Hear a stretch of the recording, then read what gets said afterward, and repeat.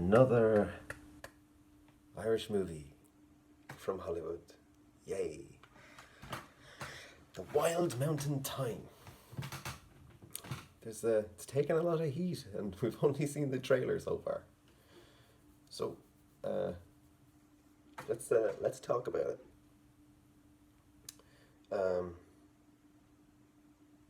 First thing we're going to talk about is accents. Now, Ireland is no stranger to hearing really bad Irish accents in movies from America and even the UK. I think Scottish actor Jared Butler was voted having the worst Irish accent in P.S. I Love You, which is surprising because he's from Scotland. I mean, on a good day you could throw a stone from Northern Ireland to Scotland. But anyway, something we need to consider is, so in America and in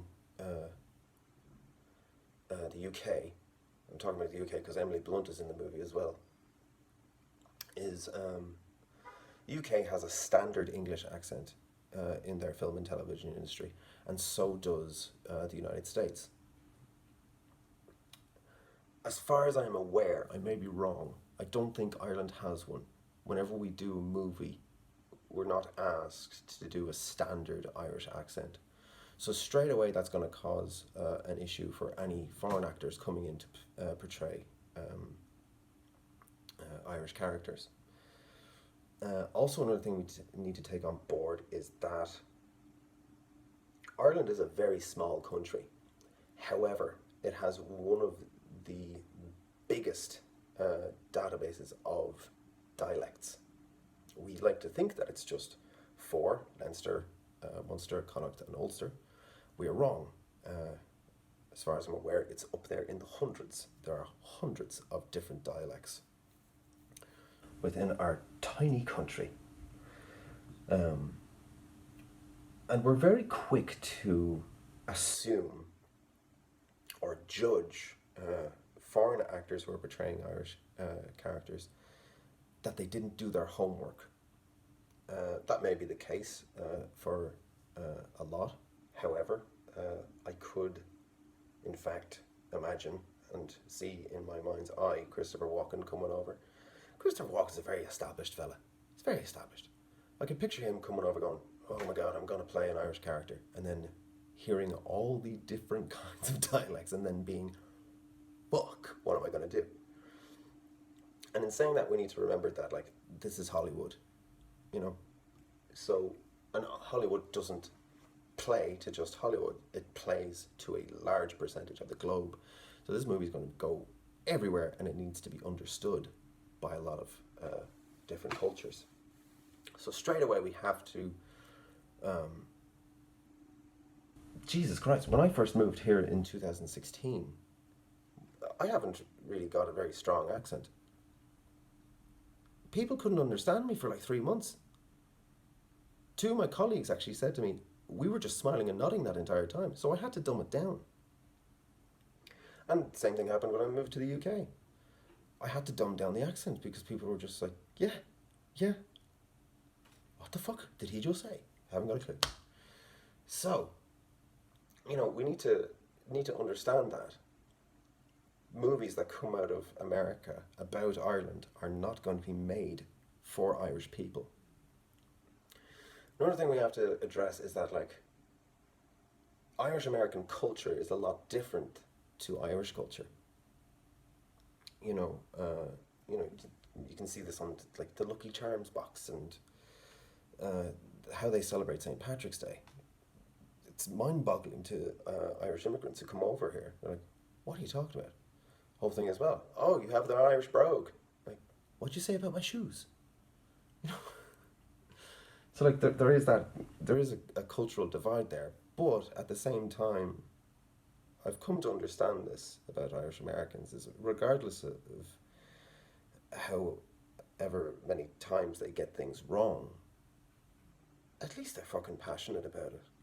At least they care enough to embrace other cultures to Irish culture through the magic of cinema and television.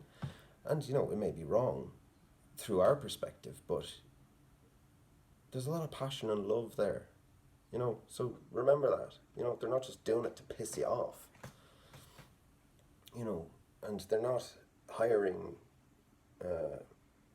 American and English actors to piss you off. They're picking people that they believe can carry the message to, like, I don't know, 2/3 of the fucking globe,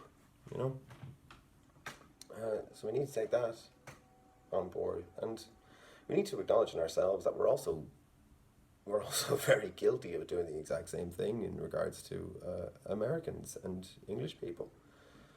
Jesus, we butcher them. We butcher their accents sometimes, and we don't always show them in a very graceful light either. So it goes both ways. The only difference being that Hollywood has a much farther reach than Irish film industry, and that can be a tough pill to swallow. But every day comes a little bit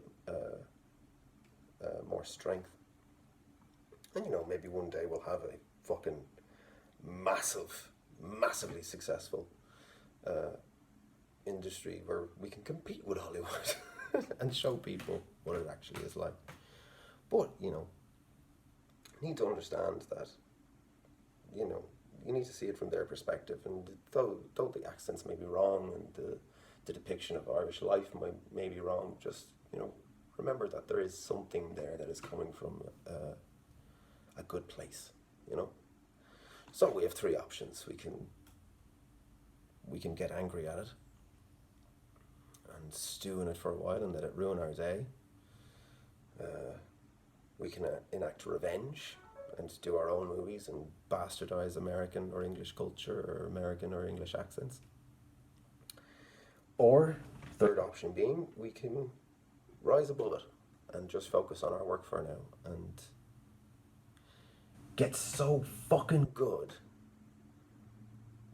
We're already amazing at telling stories, there's no skipping around that.